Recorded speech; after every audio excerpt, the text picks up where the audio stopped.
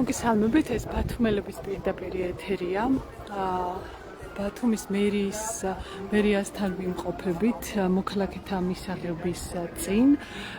აქ არიან გოგებაშვილის ქუჩაზე ნატურალური წვენებით მოვაჭრები, მოსულები და დარაჯობენ ბათუმის მერის მანქანას, როგორც გვითხრეს, ეს არის ბათუმის მერის მანქანა და ნატურალური წვენებით მოვაჭრებით განან მერის მანქანასთან იმისათვის, რომ როგორმე მოახერხონ შეხვედრა გიორგი ცინცაძესთან.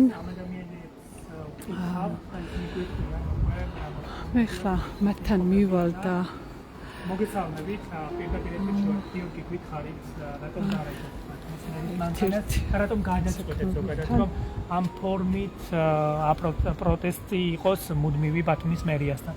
მოგესალმებით. მოვდივართ და შეხვედრაზე გვეუბნებიან, მოსულები არიან შესახვედრად. ვიღაცასთან. ის ვიღაცა არა. ხალხ ვიღაცასთან ხომ უნდა იყოს შეხვედრა. მერს არავისთან დღის განმავლობაში აქ ვართ, შეხვედრა არავისთან არ ყოფილა დღეს. დილის მერე და ბოლოს გადავწყვეტეთ, რომ დავდგეთ მანქანასთან და დაველოდოთ მანქანასთან. სხვანაირად არ გამოდიან და არ ხვდებიან. მაყურებელს რომ შევახსენოთ თქვენი მოთხოვნა რა არის, რისთვის ხართ აქ უკვე 3 თვეზე მეტია. ჩვენი მოთხოვნა ეს არის, რომ თვით დასაქმებულად ვიყავით გოგებაშვილის ქუჩაზე. და სუვენირები დააკმაყოფილეს და ჩვენ გვეუბნებიან, განხილვის ეტაპზეა, განხილვის ეტაპზეა. 5 თვის განმავლობაში განხილვის ეტაპზე როგორ არის ვერ გავიგე რა. მაინც ჩვენი საკითხი განხილვის ეტაპზე არის. რატო ვერ მოხერხდა თქვენი აზრი, თქვენი საკითხის გადაწყვეტა და რატომ გამოეყო ასე სხვა ჯგუფები, არა მხოლოდ სუვენირებით მოვაჭრეები, აქ საუბარი არის მოპედებისა და ელექტროსკუტერების მეპატრონეებზეც, რომლებსაც ფაქტობრივად დაუკმაყოფილეს მოთხოვნები, თუმცა თქვენ რატომ დარჩით? მაგისტრის ვართ ეხლა მოსული პასუხის გასაგებად. მაგრამ არავინ არ გხვდება. რომ პასუხი მივიღო. გადავდივართ იქით, აქეთ გვიშვებენ, იქით გვიშვებენ და ვერ გავიგე. სად დადიხართ, ანუ აი აქეთ იქით როცა მთავრობის სახთან აქ მოვდივართ, ორბელიანზე მივდივართ და პასუხი არ ზოგადად. ქრონოლოგია რომ აღვადგინოთ იმ მაყურებლისთვის, ვინც პირველად უყურებს ახლა, თქვენ მუშაობდით გოგებაშვილის ქუჩაზე, ნატურალურ წვენებს ყიდდით, ხომ? და როდის მოვიდნენ და როდის, ასე ვთქვათ, აგიკრძალეს მუშაობა, თვით დასაქმებულები ხარ? მარტის თვიდან აიღეს. თებერვალი იყო რა ეს მათი. თებერვლის დასაწყისი. თებერვლის დასაწყისიდან უკვე აიღეს. თებერვლის დასაწყისიდან 5 თვეა სახლებში ვდივართ. და მას შემდეგ ხართ დაუსაქმებელი. აი როგორ არჩენთ ოჯახს? აი თქვენთვის ეს რა შემოსავალი იყო? რამდენ ოჯახს, რამდენ ადამიანს არჩენთ თქვენი შემოსავლით? მე როგორ ვარჩენ ოჯახს და მე ვარ მრავალშვილიანი მამა, ყავს 4 შვილი. ხო და მე აქ იმიტომ მოვედი, რომ მინდა თვით დასაქმებულად ჩემით იმასობოდი. ხო, აქ კი არ მოსული, კი არ ვარ რომ ფულადი დახმარება მომეცი, არა ბინა მომეცი და რაღაც. მომეცი ის რაც გქონდა რომ იმუშაო და მივიტანო ოჯახში. შვილებთან, ხო? სხვა რას მითხო, არა. რა საკის არიან თქვენი შვილები? წლის და 8 თვის, 3 წლინახევრის, 5 წლის და 14 წლის. მცირე წლოვნები არიან. დიახ. და თქვენ იყავით ერთადერთი დასაქმებული თუ თქვენი მეუღლე ახერხებს მუშაობას? არა, მე ვიყავი. მე ვარ მხოლოდ დასაქმებული. 4 შვილს არჩენთ ამ გარე ვაჭრობით, ასე ვთქვათ, ვაჭრობდით, კი ბატონო. კარგით, გადავიდეთ. ეს სეზონურია, სულ 2 თვეა, ხო? და სეზონი უკვე დაიწყო. ხო, სეზონი უკვე დაიწყო და აი უნდა გადავანაცვლო, რომ რაღაცა ისხნა. მთელი წლის განმავლობაში, არ მითხო, მილიონს არ შოულობ და ხო არ მოვდივარ და ხო არ ვაწუხებ, რომ დია არიქა დამეხმარე. მივსულ ვარ ჯერ მაგათკარება, თვითონ გამომიწვიეს და მომიყვანეს აქამდე. თქვენ ითხოთ მუშაობას? მე ჩემით არ მოვსულა. თვითონ გამომიწვიეს და მოვედი. ეხლა რომ მომიყვანეს აქამდე, ეხლა გამოვიდე და გამცენ პასუხი. მაინც უნდა გავიდე. მადლობა. თქვენი სახელი და გვერდი? გიორგი აბულაძე. გიორგი მაინც უნდა გავიდე. სხვა გამოსავალი არა, მაგრამ არ მინდა ეს ჯანმრთელობა არ მაქვს იმის, რომ მართლა ვათრიო რაღაცა, ხო? ან თქვენ ამბობდით როგორც მახსოვს ურიკაზე დაალაგეთ კი, მაქვს მასეთი რაღაცა, ანუ ჯიხური მაქვს, მასეთი ჯიხური, რომელიც საბურავები აქვს და გადაადგილდება ჩვეულებრივად. მაგასაც ძალა რაც დამატებით სირთულეს წარმოადგენს. სირთულეს კი, რა თქმა უნდა, მაგრამ სხვა გამოსავალი თუ არა უნდა გავიდე, მაგრამ ვითხოვ კანონის ფარგლებში, ხო? გასაგებია, მადლობა. გადავიდეთ. თქვენც გითხარით, აბა რას ელოდებით აქ, რატომ არ ხვდებიან თქვენი აზრით? არ ვიცი რატო არ ხვდებიან დილიდან აქავარ და იმდენჯერ უკვე ვისაუბრეთ ალბათ მთელ ბათუმში ყველა მოქალაქე მიცის ჩვენი პრობლემის შესახებ და რაც ეხლა ესეთი სამაქვს რა განცდა რომ ჩვენი ემოციურად ბოლოს გატეხვას ცდილობენ რომ რაღაცნაირად სხვა პასუხი არ მაქვს ცოტა ჩავასწორებ მესამედი არა მეხუთე თვეა უკვე ქუჩაში ვარ სამ ლოკაციაზე ვხვდებით როგორც გიორგი თქვა ეს არის აქ გორგილაძის ქუჩაზე მთავრობის სახლთან და ხდება აი ემოციური თამაში რასაც ქვია ჩვენზე ზემოქმედება ეს იქედან გვიშვებენ და გვეუბნებიან რომ ჩვენ არ გვეხება ეს საკითხი ანუ კი განხილვის საგანი არის და ვსაუბრობთ მაგრამ გადაწყვეტილება საკითხი კი არა გადაწყვეტილება ჩვენ ღებულობს მერია იმიტომ რომ თქვენ საუბრობთ მერიის ლოკაციაზე მოვდივართ მერიაში დილიდან 10 საათიდან აქ ვართ არც ბატონი ნუკრი გამოვიდა საკრებულო ის მერიის თავმჯდომარეა როგორც ვიცი მოადგილე ხო მოადგილე ბოდიშით გამოვიდა და იმათქო რომ მე შემიძლია სიტყვა შეგაშველოთ ანუ რასაც მეტყვი ის გადავწეთ მაგრამ საკითხს მე არ ვწყვიტავ ბატონ დავით ხობინაძეს არ მეუბნება საკითხს ჩვენ არ ვწყვიტავ როგორ შეიძლება არსებობდეს საკითხი და საკითხს არავინ არ წყვეტდეს რეალურად 5 თვე ვართ ქუჩაში ფაქტობრივად სწორად აღნიშნეთ რომ ნაწილობრივ უკვე საკითხი ბევრის დაკმაყოფილებული არის, მხოლოდ 9 ადამიანის დაკმაყოფილებაზე დავდივართ 5 თვის განმავლობაში, არაფერს არ ვიტყოთ, ისევ გაგვიგრძელდეს ნებართვა.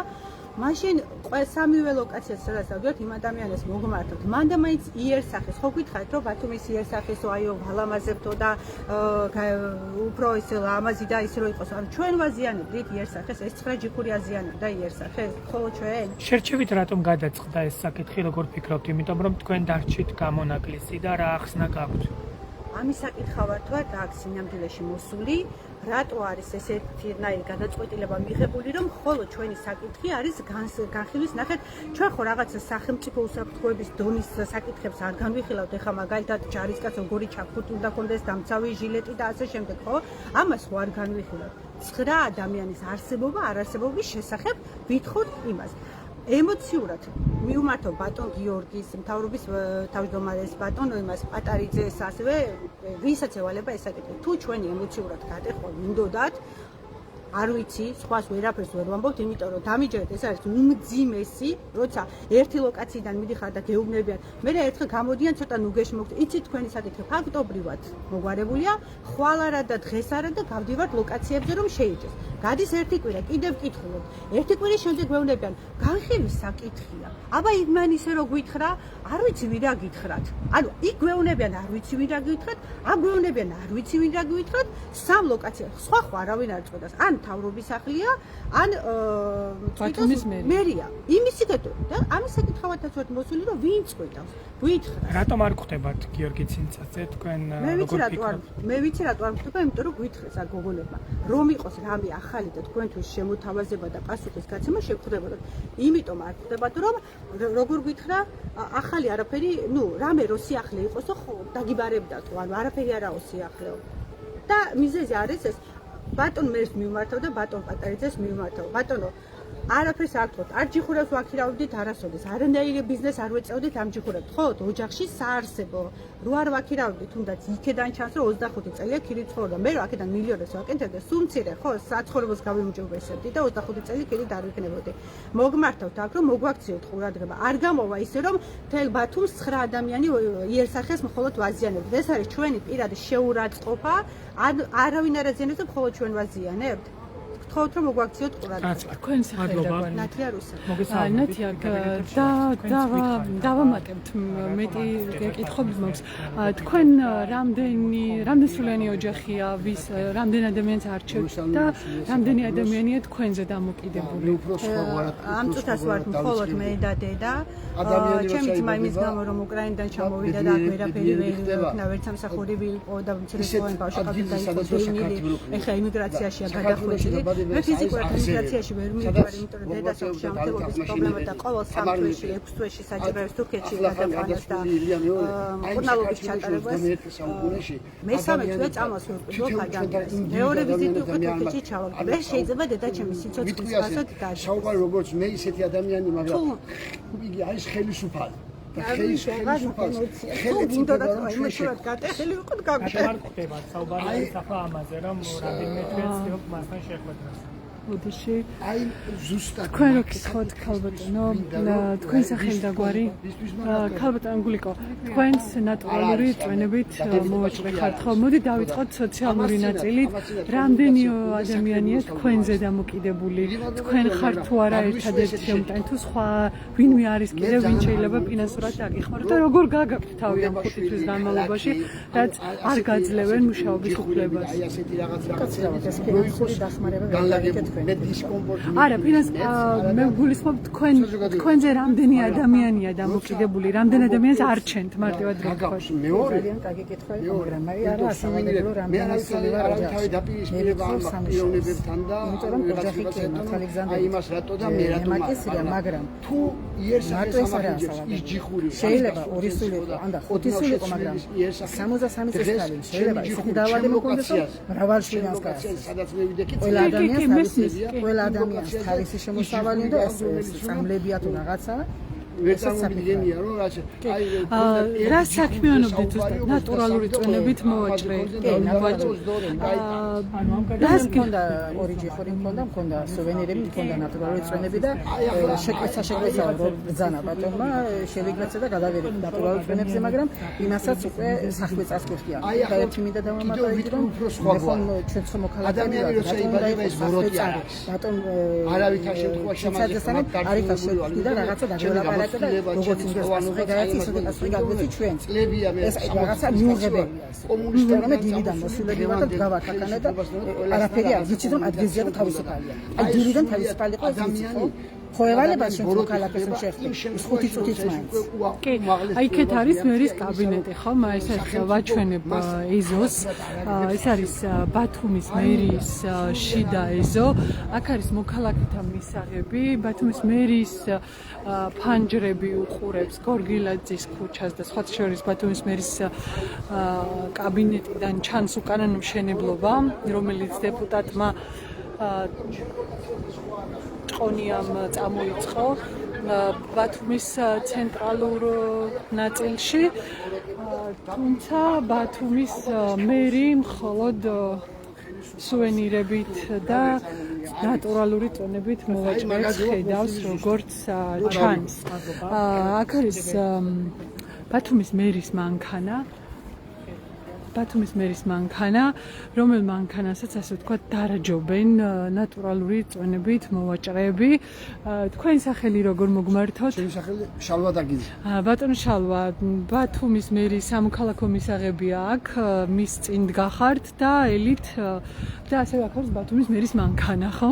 აი რომ მითხრათ, რატომ მოინიშნეთ ეს ტერიტორია, რატომ აი ის აი წაღანაც ვახსენე და კიდევ ერთხელ ვახსენებ, კიდევ რომ ადამიანები ვართ ყოველ თითეული ჩვენთაგანი. ხო და არ უნდა გქონდეს 21 საუკუნეში არ უნდა გქონდეს იმის პრობლემა, რომ კომუნიკაცია დავამყაროთ სახელმწიფო მოხელესა და გლეხს შორის. ხო და ვერ წარმოვიდგინოთ მაგაზე ვართ მოსული, რომ გავიგოთ თუ რა პრობლემას ქმნის ის საკითხი, რა საკითხსაც ჩვენ ვართ. მივდივართ აღმასრულებელ ხელისუფლებაში, საკანონმდებლობაში იქ ასე გვეუბნებიან, მერიაში მოვდივართ, ასე გვეუბნებიან. აი იქ და სრულიად გაუგებარ ქაოსში ვართ თითოეული ჩვენთაგანი. გოგებაშვილის ქუჩაზე ყიდით ნატურალურ წვენებს. აი რა თქვა მერიამ, როცა 5 თვის წინ აყარა ეს, რატომ აღარ უნდა იმუშაოთ აქ? მიზეზი რა იყო? მიზეზი იყო, რომ თავიდან განმარტებით იყო, რომ იერის სახე მახინჯდება ჯიხურით.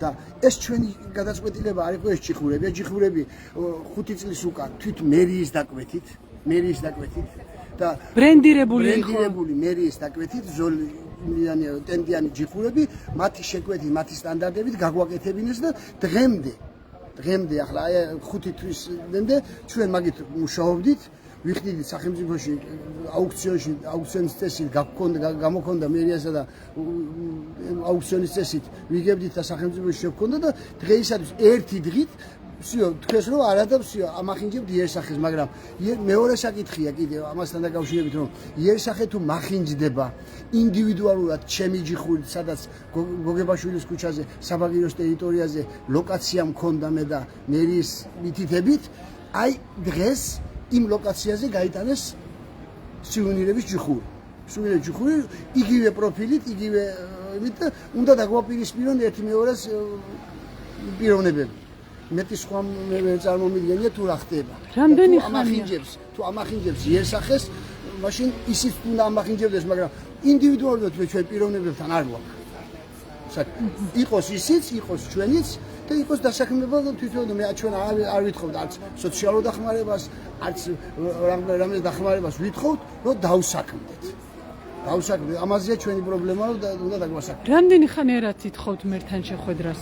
თითქმის თებერვლის მერე ვითხოვთ მერთან შეხვედრას და მერთან კომუნიკაცია ვერ მოხდა. ვერცად ვერ მოახერხეთ. აი დანარჩენ არც მოქალაქეთა მიღების დღეებზე არაფერზე. მერთან ინდივიდუალურად მერთან არა და პირველ რიგთან ბატონ ბადარიძესთან შეხვედრა ქონდა, მერის მოადგილესთან ქონდა შეხვედრა, ქონდა დეპარტამენტის გარევაჭრობის დეპარტამენტის უფროსთან ბატონ დათო-კობინაძესთან შეხვედრა და ხდება, მაგრამ ხდება მიდის ძიება რომ დავადგინოთ, რომ სად როგორ, მაგრამ დღემდე უკვე არ დადგინდა და აი ჩვენი საქმე ასე ბეწვზეა ჩამოკიდებული. სეზონი უკვე დაიწყო და რა უნდა ქნათ ახლა? ვერ წარმომიდგენია, არ ვიცით. რამდენი წელია რაც ნატურალური წვენებით? უკვე თითქმის 10 წელია მე მაგ ადგილზე შრომობ, მუშაობ. თვითდასაქმებული. აი ადრე იყო სააკაშვილის დროს რომ მაშინ არ იყო და თანხები მერიასთან არ ქონდა შეკავშირება, თვით ისე ვიყავით საერთოდ და მე ამ ხელისუფლების მოსვლიდან გაფორმდა ეს ტერიტორიები, მოგცა საშუალება იმის რომ დოკუმენტალურად და იურიდიულად დაგვიმტკიცეს და უცბად ერთი ხელის მოსმით წელს უკვე სრულიად გაგვიუფროს აი ყველაფერი, ხელშეკრულებაც და აი ჯიხურებიც. თქვენი სახელი და გვარი? ჩემი სახელი შალვა დაგიცი. მადლობა ბატონო შალვა. ნატურალური წვენებით მოვაჭრეები არიან შეკრებილი ბათუმის მერის შიდა ეზოსის სამოქალაქო მისაღებთან. ზუსტად ორი თვე დაჭირდება იმისთვის ჩათვლია. მეგონა ბატონო. საპროტესტო აქციას მართავენ. შეიძლება ითქვას ბათუმის მერის მანქანასთან დგანან ახლოში სამოქალაქო მისაღების წინ და ითხოვენ ბათუმის მერთან შეხვედრას. იმედი აქვთ, იცი ყოველ შემთხვევაში ეს ადამიანები ამბობენ, რომ ბათუმის მერი არის კაბინეტში. 5 თვეა ითხოვენ, რომ მერი შეხვდეს და დაელაპარაკოს, თუმცა მერთან შეხვედრა ვერ მოახერხეს და ამიტომ მოვიდნენ დღეს აქ მერის ეზოში, რომ იქნება ამ ფორმით მაინც შეხვდნენ მერს. 5 თვის წინ ბათუმის მერია სუვენირებით მოვაჭრეები, ნატურალური წვენებით მოვაჭრეები, კვადროციკლებით და ელექტრომოპედების გამქირავებლები, ყველანი ასე ვთქვათ ყველა შეუზღუდა მუშაობა ზოგს ბათუმის ბულვარში, ზოგს გოგებაშვილის ქუჩაზე და ეს ადამიანები ახლა საკმაოდ მძიმე ვითარებაში, მძიმე სიტუაციაში არიან. თქვენ საშუალება გქონდათ მათი გასაჭირი და პრობლემა მოგესმინათ, მე დაგემშვიდობებით და მოვლენთა განვითარების მიხედვით და გიბრუნდებით. დიდი მადლობა რომ გვიყურეთ.